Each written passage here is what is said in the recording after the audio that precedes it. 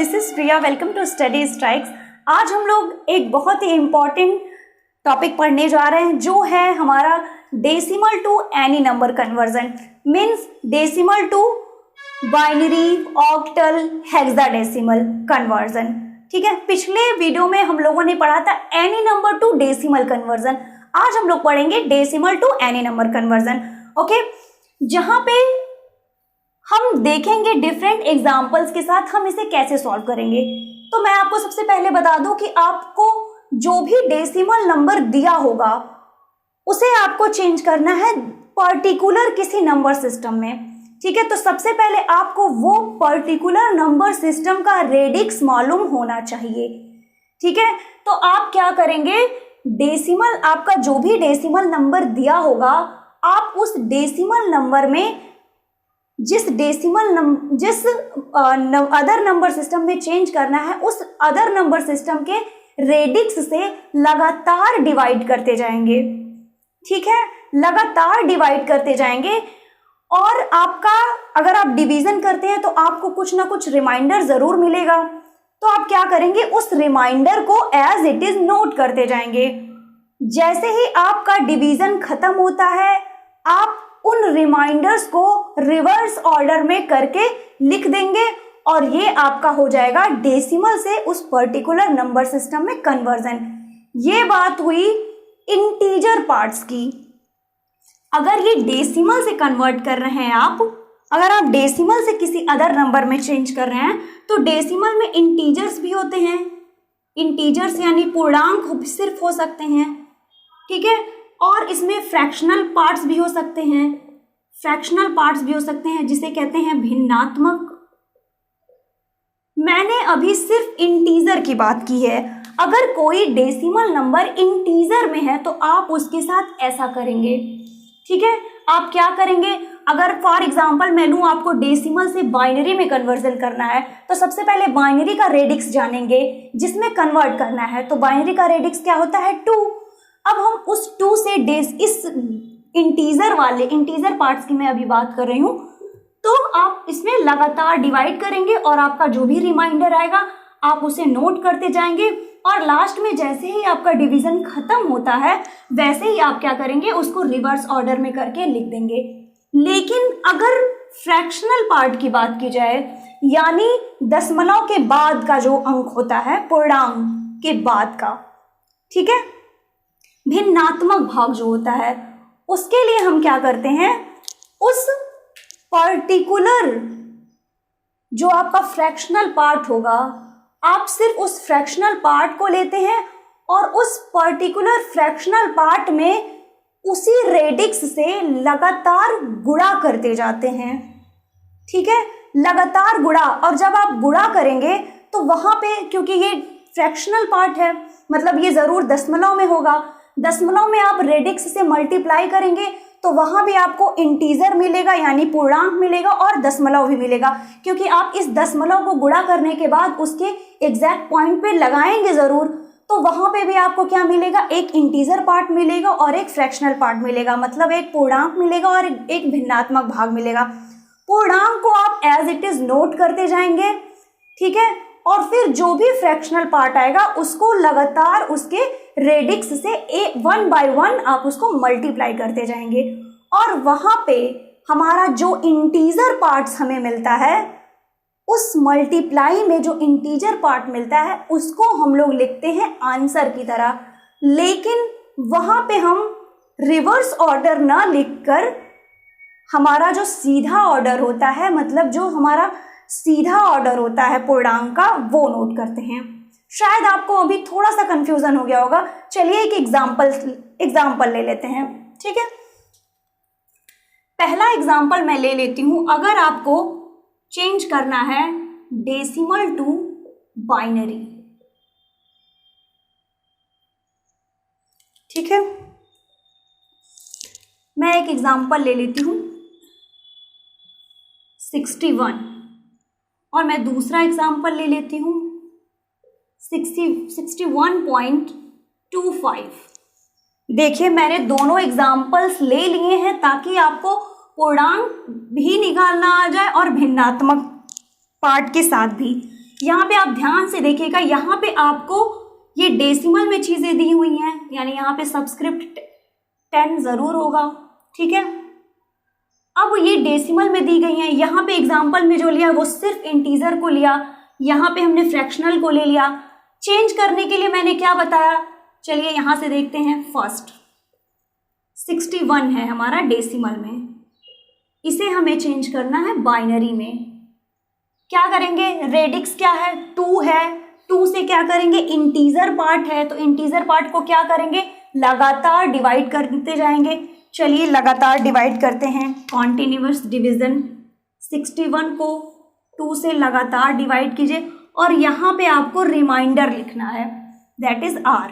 तो 2 से आप डिवाइड करेंगे तो क्या हो जाएगा 30 एंड रिमाइंडर इज 1, ठीक। फिर 2 से 15 और रिमाइंडर आ जाएगा 0।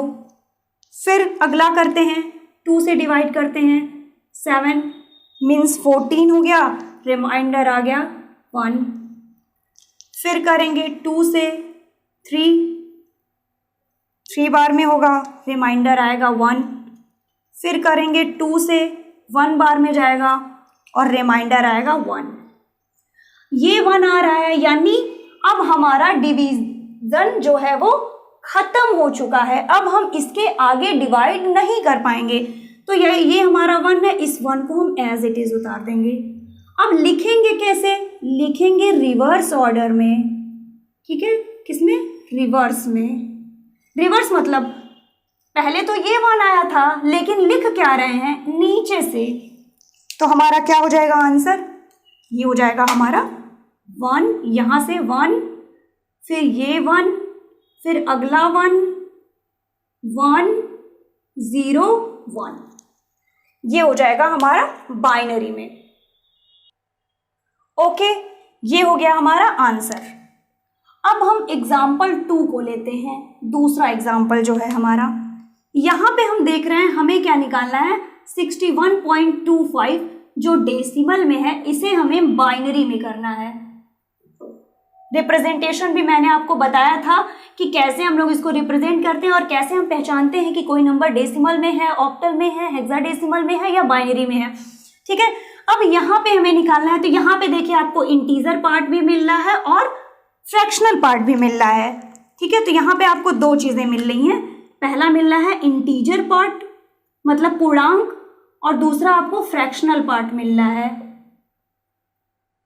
ठीक है। अब देखिए इंटीजर में क्या है 61 और फ्रैक्शनल में क्या है 0.25। ओके, अब इसको सॉल्व करने के लिए इंटीजर को हमने यहाँ पे सॉल्व कर लिया है, यहाँ पे हम इंटीजर को ऐसे ही सॉल्व करेंगे, यानी 61 का क्या आ गया, हमारा आंसर क्या आया था 1 1 1 1 0 1। अब हम इसे कैसे सॉल्व करेंगे, इसे हम सॉल्व करने के लिए मैंने आपको बताया कि आप ये फ्रैक्शनल पार्ट यानी भिन्नात्मक भाग लेंगे और रेडिक्स 2 है ना, 2 से मल्टीप्लाई करते जाएंगे। यहाँ पे 2 से डिवाइड किया था और डेसिमल के बाद वाले में 2 से मल्टीप्लाई करते हैं, तो ये हो जाएगा हमारा, क्या हो जाएगा 0.50। अब यहाँ पे ध्यान से देखिएगा चीजें, यहाँ पे आपको क्या मिल रहा है, ये आपको मिल रहा है इंटीजर और ये मिल रहा है फ्रैक्शनल, क्योंकि इन दोनों के बीच में ये डेसिमल आ जा रहा है। अब आपको इंटीजर ऐसे ही लिखना है, ये इंटीजर आपको ऐसे ही लिखना है, ये फ्रैक्शनल है। तो फिर अब आपके पास फिर से आया 0.50, तो आप फिर से करेंगे 0.50 इंटू 2 से, जैसे यहाँ 2 से लगातार डिवाइड किया वैसे यहाँ 2 से लगातार मल्टीप्लाई करेंगे, तो ये कितना हो जाएगा 1.00। अब आपको यहाँ 1 मिल गया, फिर आपको मिल गया 0.00 इंटू 2 से मल्टीप्लाई करेंगे तो क्या मिल रहा है 0.00, ठीक है। अब यहाँ पे हम देख रहे हैं कि हमारा मल्टीप्लिकेशन भी खत्म हो गया है, लेकिन इसको जब हम लोग यहाँ पे लिखते हैं, इसको जब हम लोग लिखते हैं तो हम इसे इसी ऑर्डर में लिखते हैं, ठीक है। जो पहले आया था हम उसे पहले ही लिखेंगे, यानी 2 5 10 में जो था वो क्या हो जाएगा, ये इसको हम लोग स्टार्टिंग से ही लिखते हैं, तो ये हमारा क्या है 0 1 0, पॉइंट में। ठीक, अब आपने अलग अलग आपको निकालना है, फिर आपको पूरे क्वेश्चन को एक साथ रिप्रेजेंट करना है। ये हमारा हो जाएगा, क्या हो जाएगा, पूरा लिख दीजिए 61 का 40 और पॉइंट इसका क्या है 010 बाइनरी। यहां तक की चीजें आपको क्लियर हो गई होंगी आई थिंक। इसका मतलब आपने समझ लिया कि आपका जो भी फ्रैक्शनल और इंटीजर पार्ट है उसको हम लोग कैसे सॉल्व करते हैं। ठीक है, अलग अलग सॉल्व करने के बाद हम उसे एक साथ इस तरह से लिख देते हैं। अब आगे कुछ एग्जांपल्स ले लेते हैं डेसिमल टू ऑक्टल के और डेसिमल टू हेक्साडेसिमल के। तो सबसे पहले लेते हैं डेसिमल टू ऑक्टल का एग्जांपल। अगर डेसिमल टू ऑक्टल लेना है, सबसे पहले मान लिया 94, ये है आपका डेसिमल में और आपको इसे ऑक्टल में चेंज करना है। दूसरा क्वेश्चन ले लिया, यहीं पे ले लेते हैं कि आपको ऑक्टल में चेंज करना है। दूसरा क्वेश्चन मैंने ले लिया 94.6 को डेसिमल में है और इसे ऑक्टल में बदलो। ठीक है, यहाँ भी हम लोग एक एग्जांपल ले लेते हैं पूर्णांक का, मतलब इंटीजर के साथ ओनली। दूसरा ले लेते हैं integer as well as fractional. ठीक, तो चलिए स्टार्ट करते हैं। सबसे पहला 94 है हमारा डेसिमल में, इसे चेंज करना है ऑक्टल में। ठीक, इंटीजर पार्ट है। इंटीजर पार्ट के लिए क्या बताया अभी, कॉन्टिन्यूअस डिवीजन। ठीक है, चलिए देखते हैं। ये हमारा सिर्फ इंटीजर पार्ट है, तो इंटीजर पार्ट को करने के लिए लगातार डिवीजन करते हैं। क्या हो जाएगा 1 1 88, यहाँ पे आया हमारा रिमाइंडर 6, यहाँ पे हम रिमाइंडर लिख रहे हैं, ध्यान दीजिएगा 6। फिर 8 से किया तो 8 1 जा 8, रिमाइंडर इज 3। और फिर जो लास्ट में बच रहा था उसको क्या करते थे, अब यहाँ पे तो डिवीजन हो नहीं सकता, इसको हम लोग एज इट इज उतार देंगे। ठीक है, एज इट इज उतार दिया। और लिखना कैसे है, रिवर्स क्रम में, यानी यहाँ से शुरू करके। तो यानी अगर हम यहाँ से शुरू करके लिखेंगे तो हमारा क्या हो जाएगा आंसर 136। देख लीजिए 94 डेसिमल में था और ऑक्टल में गया तो 136 हो गया। चलिए नेक्स्ट एग्जांपल ले लेते हैं 94.6। 94.6 डेसिमल में है, इसको ऑक्टल में बदलना है तो क्या करना पड़ेगा हमें, सबसे पहले इंटीजर पार्ट को लेंगे। तो 94 इंटीजर है, अगर इसको ऑक्टल में चेंज किया तो हमने देखा क्या आया था 136 आया था। अब हमारे पास बचता है 0.6, इन फ्रैक्शनल पार्ट है। फ्रैक्शनल पार्ट को चेंज करने के लिए हम लगातार इसी रेडिक्स से जिससे डिवीजन किया था फ्रैक्शनल में, जिसे डिवीजन किया था इंटीजर में, फ्रैक्शनल में उसी से मल्टीप्लिकेशन कर देंगे। तो और इंटीजर और फ्रैक्शनल पार्ट को अलग अलग कर लेते हैं। इसमें क्या करते हैं, क्या आ जाएगा हमारा 4.8। ठीक, फिर हमारा आया 0.8, इंटीजर को छोड़ दीजिए, यही है इंटीजर, ये है फ्रैक्शनल, हमें मतलब है किससे, सिर्फ इंटीजर से। फिर 0.8 आया, फिर इसको 8 से मल्टीप्लाई किया 6.4, अब आया 0.4, फिर उसको 8 से मल्टीप्लाई किया 3.2, फिर आया हमारे पास 0.2, फिर इसको 8 से मल्टीप्लाई किया, कितना आया 1.6, फिर आया 0.6 इंटू 8 से मल्टीप्लाई किया, फिर आया 4.8। अब यहाँ पे हमें किससे मतलब है, जब भी हम फ्रैक्शनल पार्ट को चेंज करते हैं तो हम वहाँ पे सिर्फ और सिर्फ हमें इंटीजर से मतलब होता है। यानी ये जो अब यहाँ पे देखिए ये चीज़ फिर से यहाँ से रिपीट होने लगेगी। जब भी आप आगे करेंगे ये चीज़ें सारी रिपीट होने लगेगी, तो हमें रिपीट करने की ज़रूरत नहीं है, हम डायरेक्ट लिख देते हैं यहाँ से। और यहाँ पे जब भी लिखते हैं फ्रैक्शनल पार्ट में तो सीधा लिखते हैं, यहाँ पे उल्टा लिख रहते हैं, यहाँ सीधा लिखेंगे। तो यहाँ पे डेसिमल में अगर ऑक्टल में जाएगा तो डेसिमल है तो डेसिमल पॉइंट आएगा ही, ये सीधा सीधा लिख दिया तो 46314। ठीक, अब यानी हमारा होल कन्वर्जन क्या हो जाएगा 94.6 in decimal is equal to 136 point, ये हो गया इसका। अब इसका लिख लेते हैं 46314 इन ऑक्टल। आई थिंक आपको ये चीजें समझ में आ गई होंगी। ठीक है, तो अब नेक्स्ट देखते हैं डेसिमल टू हेक्साडेसिमल। चलिए हमने एग्जाम्पल ले लिया है, दो एग्जाम्पल। फर्स्ट इज 251, सिर्फ इंटीजर पार्ट है। दूसरे में 280.85, इसमें हमने इंटीजर भी ले लिया है और फ्रैक्शनल भी ले लिया है। तो चलिए सॉल्व कर लेते हैं। जब हमारे पास सबसे पहले हम जब इंटीजर को सॉल्व करते हैं तो हम क्या करते हैं, लगातार, इसका क्या है, रेडिक्स 16 था ना, लगातार हम इस 16 से इसमें डिवाइड करते जाएंगे। और यहाँ पे क्या लिखते हैं गाइस, रिमाइंडर। फॉर्मेट सभी का एक ही है पूरी तरह से, इंटीजर और फ्रैक्शनल के लिए। अंतर सिर्फ इतना ही है कि हम यहाँ पे रेडिक्स चेंज कर दे रहे हैं, ठीक है। जिस भी पर्टिकुलर नंबर सिस्टम में चेंज करना है उसके रेडिक्स को ले रहे हैं। बाकी सारी चीजें वही है कि फ्रैक्शनल के लिए डिवाइड करते जाना है लगातार, और रिमाइंडर को रिवर्स ऑर्डर में लिख देना है। फ्रैक्शनल पार्ट में सब में वही है, जो भी फ्रैक्शनल पार्ट होंगे उसको पर्टिकुलर रेडिक्स से मल्टीप्लाई करते जाना है और इंटीजर्स को अलग करते जाना है। मतलब हमें कंसीडर करना है सिर्फ इंटीजर पार्ट, यानी पूर्णांक को ही सिर्फ कंसीडर करना है, और उस पूर्णांक को जब तक कि गुणा खत्म नहीं हो जाता उस पूर्णांक को नोट करते जाएंगे, और उस पूर्णांक को हम उल्टे क्रम में न लिख के सीधे क्रम में लिख देंगे, ठीक है। तो चलिए डिवाइड कर लेते हैं, क्या आता है, 16, 1, 5, यहाँ पे हमारा रिमाइंडर बचा 11। अब हम यहाँ से डिवाइड ही नहीं कर सकते हैं, तो हम यहाँ पे हमें स्मॉलेस्ट नंबर मिल गया, 16 से स्मॉल मिल गया, यानी हम 15 को एज इट इज नोट कर देंगे। अब आप सोच रहे होंगे कि ये कैसा रिमाइंडर आ गया है, क्योंकि ये हेक्साडेसिमल में आ गया है, तो 11 को हम क्या लिखते हैं, बी लिखते हैं। जिसको नहीं पता होगा वो पिछले मेरे वीडियो में देख लेगा प्लेलिस्ट में जाके।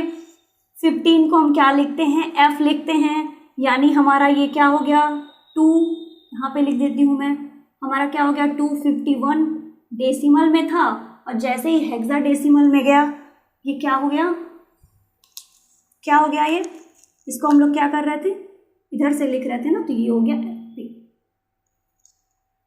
F B, okay.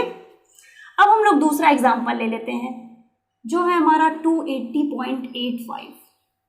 ये हमारा डेसिमल में है, आपको इसे हेक्साडेसिमल में चेंज करना है।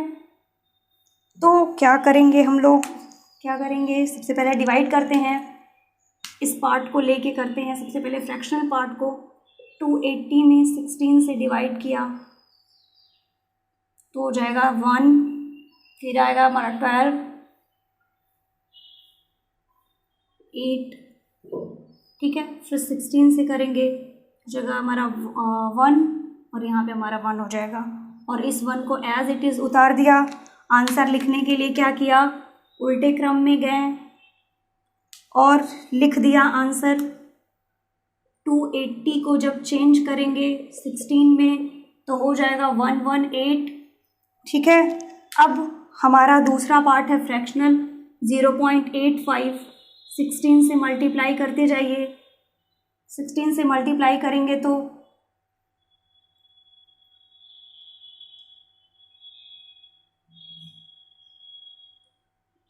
136, 2 पॉइंट पे डेसिमल, एक बार चेक कर लीजिएगा, 16 से 8,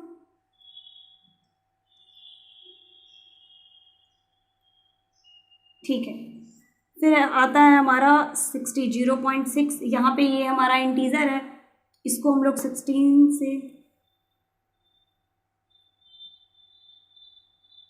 ये हो जाएगा हमारा, इसमें हम लोगों ने 2 पॉइंट पे डेसिमल लगा लिया, फिर हमारा वही आ गया 0.6 इंटू 16, फिर ये हो जाएगा हमारा 9.60, ठीक है। बाकी सारी चीज़ें वैसे ही रिपीट हो रही हैं, यहाँ पे देख लीजिएगा सारी चीज़ें रिपीट ही हो रही हैं। तो हम लोग इसको कैसे लिखते हैं, सीधे क्रम में लिखते हैं, इस इंटीजर को सीधे क्रम में लिखते हैं। तो हमारा 0.85 की अगर मैं बात करूँ हेक्साडेसिमल में, सीधे लिखते हैं, 13 आया है, यहाँ पे 13 आया है। 13 को क्या लिखते हैं, 13 को क्या लिखते हैं, 10 means A, 11 means B, 12 means C, 13 means D, ठीक है। तो यहाँ पे हम लोग लिखेंगे D, तो हम लोग इसे कैसे लिखेंगे, पॉइंट D 9, ठीक है। अब हम इसे एज अ होल कैसे लिखेंगे, यहाँ पे लिख दें 280 की जगह पे 118 था, पॉइंट में क्या आ गया D99। यहाँ तक की चीज़ें आपको समझ में आ गई होंगी, आप स्क्रीनशॉट ले लीजिए। तो गाइज ये रहा हमारा आज का सेशन। मैंने आपको पूरी तरह से समझाने की कोशिश की है, लेकिन अगर आपको फिर भी कोई डाउट रह गया हो तो आप प्लीज़ मुझे कमेंट सेक्शन में कमेंट ज़रूर कीजिएगा। मुझे बहुत अच्छा लगेगा। अगर आपका कोई सजेशन हो और आप उसे देना चाहें तो आप ज़रूर दीजिएगा। अगर सेशन आपको थोड़ा भी हेल्पफुल रहा हो तो प्लीज़ अपने फ्रेंड्स के साथ शेयर कर दीजिए, लाइक कर दीजिए, नए हैं तो चैनल को सब्सक्राइब कर दीजिए, क्योंकि आपको यहाँ पे ढेर सारी वीडियोस ऐसे ही मिलने वाली हैं। ठीक है, तो फिर मिलते हैं नेक्स्ट कन्वर्जन के साथ अगली बार नेक्स्ट वीडियो में। तब तक के लिए गुड बाय।